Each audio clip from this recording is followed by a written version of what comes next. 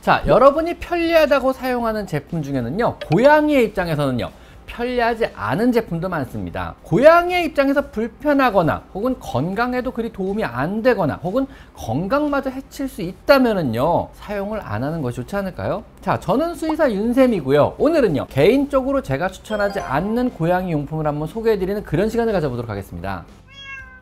자, 첫 번째는요, 앞뒤로만 열리는 형태의 이동장. 이런 위가 열리지 않는 동굴 형태의 이동장은요, 집에서 고양이를 넣을 때나 또 병원에 와서 고양이를 꺼내 진료할 때 사실상 최악의 형태의 이동장입니다. 이런 굴 타입의 이동장은요, 사실 강아지용이지 절대 고양이용은 아닙니다. 넣고 빼는 과정이 힘들다는 것은 둘째치고요, 넣는 과정 그리고 고양이를 꺼내는 과정에서 고양이가 겁을 먹거나 흥분을 해버립니다. 고양이를 힘들게 꺼내면서요, 고양이가 이미 흥분을 해버리면은요, 그 이후에는요, 원활한 진료가 되기는 힘들어져 버립니다. 또한 예방접종과 같은 간단한 처치는요, 위가 열리는 형태의 이동장이라면요, 굳이 고양이를 안 꺼내고 이동장 안에서 고양이가 편안하게 안심한 상태로 처치가 가능한데, 이런 앞과 뒤만 열린 형태의 이동장은요, 고양이를 꺼내야만 하므로 고양이에게 진료받기 그리 좋은 형태의 이동장은 절대 아닙니다. 수의사로서 절대 비추하는 형태의 이동장입니다. 자, 두 번째는 플라스틱으로 된 이동장. 예전에는요, 사실 고양이 이동장으로는요,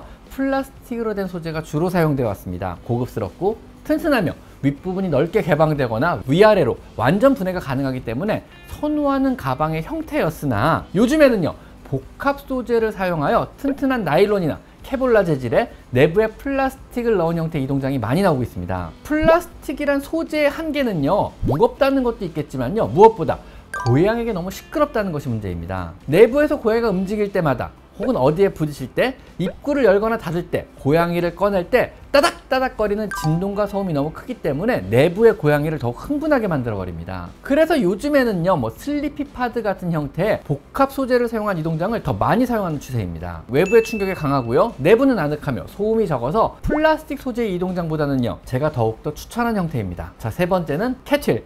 일부 고양이를 제외하고는요, 사실상 사용을 잘 안 합니다. 처음에는 잠시 사용하는 듯 하지만은요, 며칠만 지나면은요, 들어가지도 않습니다. 극히 일부의 체육 특기생 고양이들, 벵갈 같은 아이들이 아니라면은요, 아마 집안 구석에서 자리만 차지하고 있을 가능성이 높습니다. 내 고양이의 성격을 한번 잘 살펴보시고요, 정말 지나칠 정도로 운동과 사냥을 좋아한다면은요, 한 번쯤 고민해 보시고요, 나이가 들었거나 사냥률에 크게 적극적이 아니라면요, 오히려 사냥을 안 할 가능성이 높습니다. 여러분의 집에 있는 먼지만 쌓여가는 혹은 옷만 걸려있는 런닝머신을 생각해 보시면 됩니다.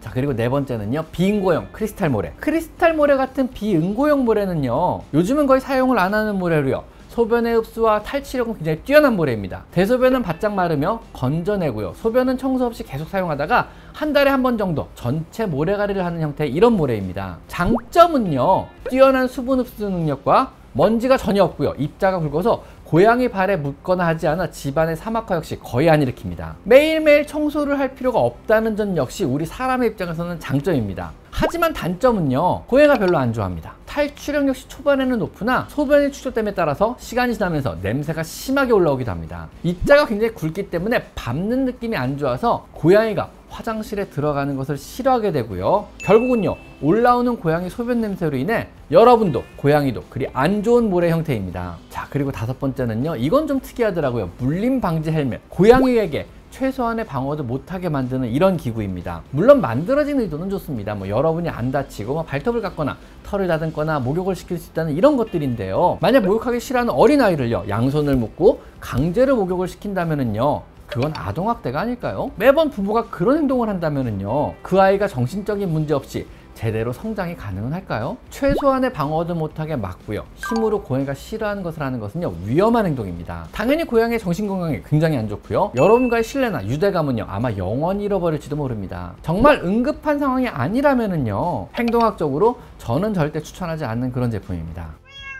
자, 그리고 여섯 번째는요, 자동 화장실이나 위로 들어가는 형태의 화장실. 역시 지극히 우리 사람의 관점에서 보면은요, 이쁘고 냄새도 안 나며 청소마저 필요 없는 혹은 사막화를 방지하는 굉장히 편리한 형태의 화장실임에는 틀림없으나, 고양이의 관점에서 보면은요, 일반 화장실에 비하면은 불편한 화장실 형태입니다. 자동 화장실의 경우는요, 화장실의 내부 공간이 사실상 너무 작고요, 입구는 높은 편이며 사방이 막혀서 퇴로가 없고요, 가끔 웅웅거리는 진동이 생기기도 하는 아주 이상한 공간이 돼버립니다. 우리 사람의 입장에서는요, 뭐 화장실 청소를 안 해줘도 되고 뭐 관리가 편한 좋은 제품일 수는 있으나 고양이의 관점으로는요, 그리 좋은 화장실의 형태는 아닌 게 되는 겁니다. 집을 오래 비우거나 바쁘신 분들께만 추천을 드립니다. 입구가 위에 있는 화장실은요, 냄새 방지에 탁월하고요, 모래가 전혀 화장실 밖으로 나오지 않기 때문에 사막화가 거의 생기지 않습니다. 하지만 역시 대체로 좁고 답답하고요, 입구가 높아서 고양이가 사용을 되게 불편하게 생각합니다. 고양이가 모래를 사방으로 흩뿌리거나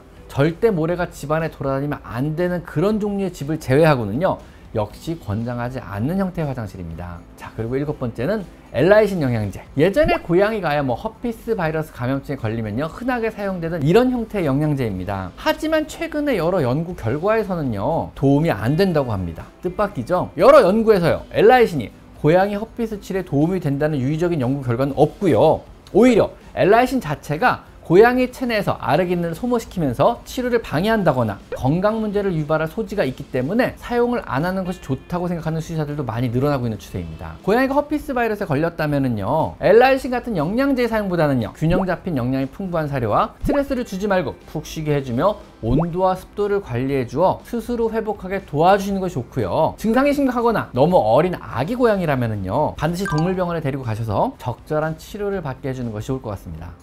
자, 지금까지 저는 수의사 윤쌤이었고요. 오늘은요, 수의사인 제가 그리 추천하지 않는 고양이용품 7가지를 한번 알아봤습니다. 자, 오늘은 여기까지 마이펫 상담소였습니다. 감사합니다.